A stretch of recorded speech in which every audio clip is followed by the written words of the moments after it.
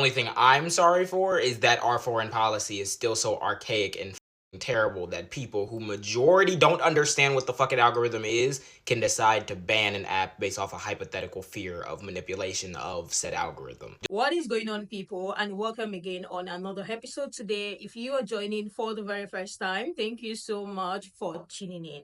A few days ago, we talked about the people's reaction to Jeff Jackson coming on TikTok to tell his audience about what he thinks on the TikTok ban bill that has been passed. And his audience did so well to find out that he actually voted a yes for the TikTok ban. He came back online to tell his audience why he thinks that TikTok will not be banned, and people got so pissed, like, how are you going to build your platform and leverage it well to get audience, get people to vote for you, and then you're going behind to vote a yes that this same app that you've been able to build to 2.5 million followers should be banned? A lot of people were so pissed because he built his platform on honesty, and I think this is what so many people expect from him.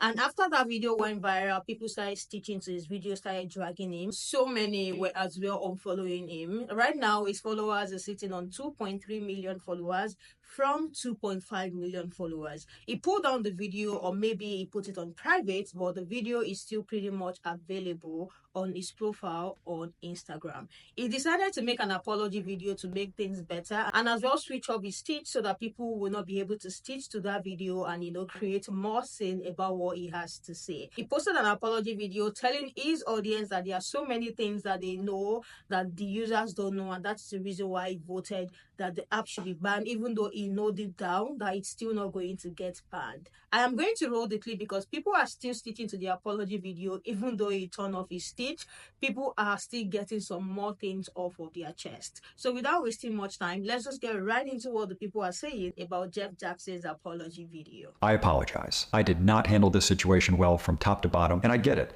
If I were in your shoes, I would probably feel the same way. Hey, you might find this amazing. But, let me know if you guys have been having the same issue. I seem to be having a hard time believing what this politician's explanation was for why he voted the way that he did on this bill. But something that Jeff Jackson goes on to say in this video really boils my blood when I realized how much information I could find from doing digging. When I was reading the bill, the part I agreed with was the part that tries to force a sale, because I figured this would just be a better app if we didn't have to worry about the stuff that comes with it being potentially controlled by an adversarial government. The part I didn't like was the part that threatens a ban. Half the country is on this app. So I weighed those two things, and the reason I voted for it was because I genuinely believe the chance of a ban is practically zero. For a lot of reasons: financial, political, geopolitical. I just don't think there's any real chance of a ban. I don't know what information he was privy to that would make a yes vote on this bill make sense, even though there's a possibility of a ban, even though the government has still yet to provide any evidence that this threat from the Chinese government and the algorithm is anything but a hypothetical. But rewatching your video after you say this, I just don't think there's any real chance of a ban. with the added information I know, is baffling to me. So let's talk about what is publicly available information. What's known information is that China is almost guaranteed going to refuse this deal that the government is proposing through this bill. Because ByteDance is a company that developed the algorithm that causes TikTok to function. Any divestiture from ByteDance means that they're going to have to essentially export that code and that algorithm that they developed to the United States in order for the app to maintain its function. And if they're going to export any technology, the Chinese government has licensing procedures that it must go through first. They'd be likely to block this sale because the algorithm that runs TikTok is a Chinese homegrown technology, and the state of China has decided that algorithms and technologies like that are crucial to its national security, so they're not going to just hand it over to the United States. Which does make some sense, because imagine if Facebook was operating in China and they decided to force a sale to the Chinese government, meaning that the Chinese government needed to take all of the algorithm and information from Facebook. All that code could contain things like secrets to malware protection and everything like that, or American information, or how to properly encrypt and store American information. So if the American government could step in and be like, no, we don't want y'all to have all that information, that would make some sense. I do not like the Chinese government. I do not. One of the Chinese ambassadors to the US was saying that this bill messes with the freedom of competition, as if China doesn't have a fucking firewall directly telling people what apps they can and can't use. But nevertheless, geopolitically, we know that China doesn't really want to cooperate. Now we can talk financial, because experts have been saying that the sale of TikTok within 180 days, which is what the bill allows, would be one of the thorniest and most complicated transactions in corporate history. The company would be worth probably around $150 $50 billion. Meaning off sheer numbers, this would be a huge acquisition or merger from any suitor that's willing to pay that price tag. Not to mention the additional cost they're probably going to have to incur in order to develop their own algorithm if the Chinese government doesn't cooperate, which could fundamentally change the app. On top of that, if we look at some other mergers, AOL's merger with Time Warner in 2000 for $182 billion took roughly a year to finalize. Elon Musk's purchase of Twitter, which was about a third of the price, took about 6 months to close, and this is no foreign governments involved. Facebook's acquisition of WhatsApp took about 7 months to close and was $19 billion. Mind you, none of those other sales or acquisitions had to do with any other foreign governments, and you're telling me that TikTok is gonna get sold off in 6 months. Not to mention the legal challenges that this bill will inevitably face, which will all need to be resolved in half a year, I guess. And if we want to talk politically, you have to have known as a congressman that any attempt to ban this app would likely be ineffective. If we take the approach of banning the app from the Apple and Google stores, it would stop new updates for current users, and it would prevent new users from getting the app. But it can't delete the app off of people's phones, and you would still be able to get it outside of the US, VPN. You could take the route of banning US companies from doing business with ByteDance, but that's what Trump tried to do when his ass tried to ban it in 2020, and it got blocked by the courts. So if you take these first two ways, assuming this one didn't get blocked by the court again, Americans could still access the app through VPNs or through web browsers, just not the App Store. Which means the best way to make sure that we're all protected from this dangerous app would be to do a blanket ban from being used in the United States. Something that would necessitate the establishment of an internet firewall, kinda like what China has. Essentially gutting any internet privacy rights we still have left. And all of these solutions come with First Amendment concerns. So you voted yes on a bill because you've been briefed to other information that we haven't been. But publicly available information and the testimony of experts suggest that this app will be banned as a result of you guys' actions. My thing is, if being manipulated by an adversarial government is such a real possibility, then let that be your sticking point. Don't come out and try to say, well, I voted yes, but I don't think it'll actually be banned, as if you're fine with that. Why would you be fine with that if our data is at stake and our safety is at stake? And you guys are doing all of this for something that won't even be effective, or at least not as effective as passing broad data privacy regulations to stop companies, other governments, and yes, the United States government from spying and keeping people's data and selling it to who knows who, or at the least limiting it. So unless you're gonna fucking tell me that they told you that aliens do indeed exist and they are running TikTok and we all will be invaded, you could have stood with some of your other colleagues and voted no. The only thing I'm sorry for is that our foreign policy is still so archaic and fucking terrible that people who majority don't understand what the fucking algorithm is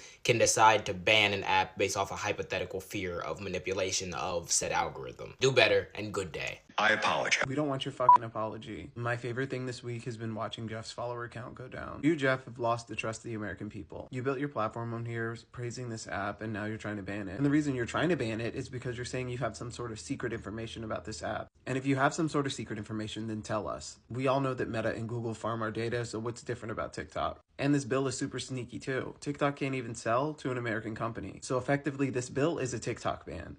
And there is no tap dancing your way out of this one. You've been caught with your pants down, Jeff. You've shown us that you're just the same untrustworthy, slimy, corrupt politician like the rest of them. No apology is going to fix that. Once your reputation is shot, it's shot. There's no getting it back. And we all know the real reason you guys want to get rid of this app. It has nothing to do with the security concern, but everything to do with the way that we're organizing on this app and spreading information. So you can apologize till you're blue in the face, even grovel, but we're not going to stop. It's too late. We've seen you and a lot of the politicians are exactly who they are. Someone who's more concerned about doing the bidding of AIPAC than the American people.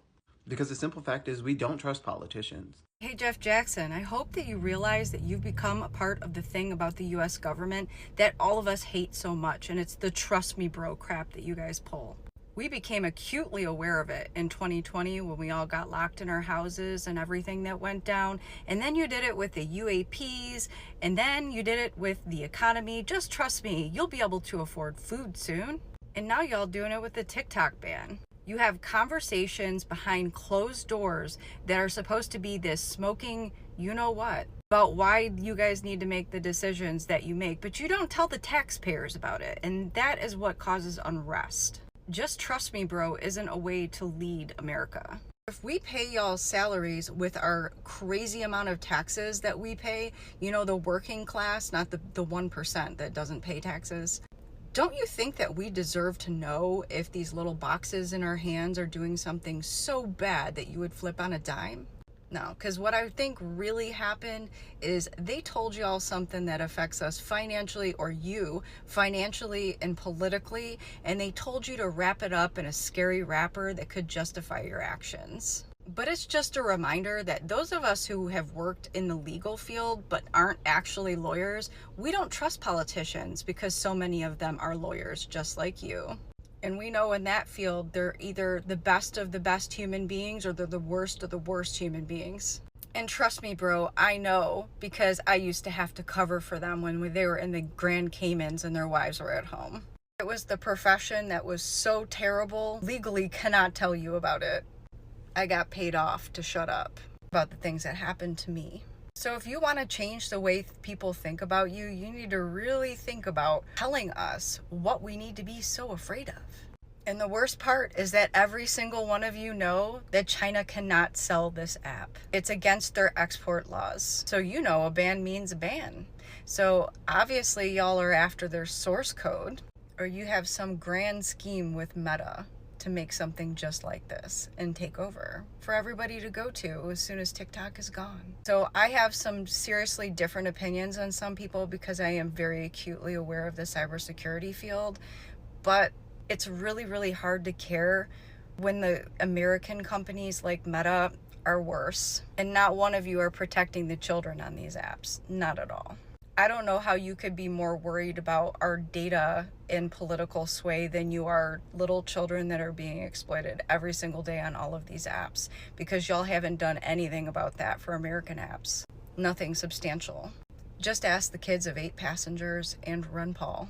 But I do hope what this does do is that all of these people that worship politicians and tried so hard for them finally see that they're not the good guys. None of them are. The United States is a business and all of y'all are just businessmen. At least people that are selling things on these apps are just regular working folks. In Jeff Jackson's apology video, he says that one of the reasons why he voted in favor of the TikTok ban is because he and Congress have access to intelligence about China and TikTok that we do not have, which is effectively just saying we need to trust Congress to make the right decision without any transparency. And what I wish these lawmakers would understand is that the American public does not trust them. It's sort of the whole thing about politicians that they're not trustworthy people, especially because what they're claiming is that China is somehow manipulating the algorithm to make us believe things that politically damages the United States. But wouldn't that be obvious? Wouldn't it be pretty clear that all of a sudden the American public is starting to believe something that they didn't believe previously? Or there'd be some kind of rise in a particular political stance? Because I can only think of one thing on TikTok where that has been the case. One thing. And I think we all know what that one thing is. But as a content creator with 165,000 followers, I have made videos about that particular subject, and every time I have, it has been actively suppressed.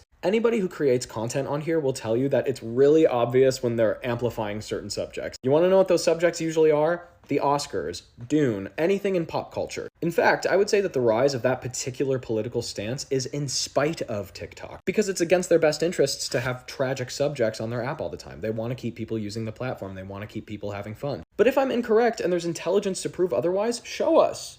Show us the receipts. Because the look of impropriety is crazy. Like, this just reeks of like global financial manipulation. Show us what the intelligence is so that we can be on your side. Otherwise, you should know that it looks weird to just tell us to believe you when you're voting to manipulate global markets. Ultimately, I like Jeff Jackson. I think he's a better politician than most. It's just frustrating when like even one of the best ones is out of touch with the American. So many people are so pissed about his video. In fact, the apology video made it even 10 times worse because he already said a lot of things in the first video that people are finding difficult to grasp. And at the fact that he even collected some money, pissed so many people off because they thought he was different, or let's say he has presented himself like someone who was different and could relate to the pain of people. And now he's telling them, just blindly trust us, trust the Congress without any evidence, without any transparency, just trust us. I think this apology video is getting on the nerves of so many people, even than the main video that he pulled down on TikTok. He said they have access to so many things that the Americans do not have access to, and the people are telling him, please share with us. What is that thing you all have access to that the Americans do not know about? Another reason why he's saying they want to ban TikTok is because instead the app is feeding Americans with so many political informations that are not true. I love the fact that the creator pointed that out in this speech, talking about if they are really feeding Americans with political news that are not true, it is going to be very evident. Like, it's going to be so obvious because Americans are not dumb. They are going to know. So what exactly is the point? He made a video trying to tell people the reason why he had to vote a yes, but at the end of the day, he knows that it's not going to be banned. If you know you don't want it to be banned, you might as well just vote no, because there are some people who voted no, but maybe because of some checks and the likes. And this is the reason why people are pissed. There are some people even pissed at the fact that he's still having 2.3 million followers, because they expect people to have unfollowed him more than they have, from 2.5 million followers to 2.3 million followers. There are people saying they're still surprised that those followers are still sitting on 2.3 million followers. And there are people saying we cannot trust you because you want to convince us to be able to trust you, but we cannot trust you. Build your platform on selling honesty to us, and you've gotten to the point where you're telling us to not trust you anymore because you can no longer feed us with the honesty that we deserve. You don't really care about the people. You're just trying to get them on your side. What do you guys think about people's reaction to his apology video? If you have seen the very first video, what do you think about the very first video, and what do you think about the apology video as well? Share your thoughts in the comment section, and I will definitely see you guys in the next one.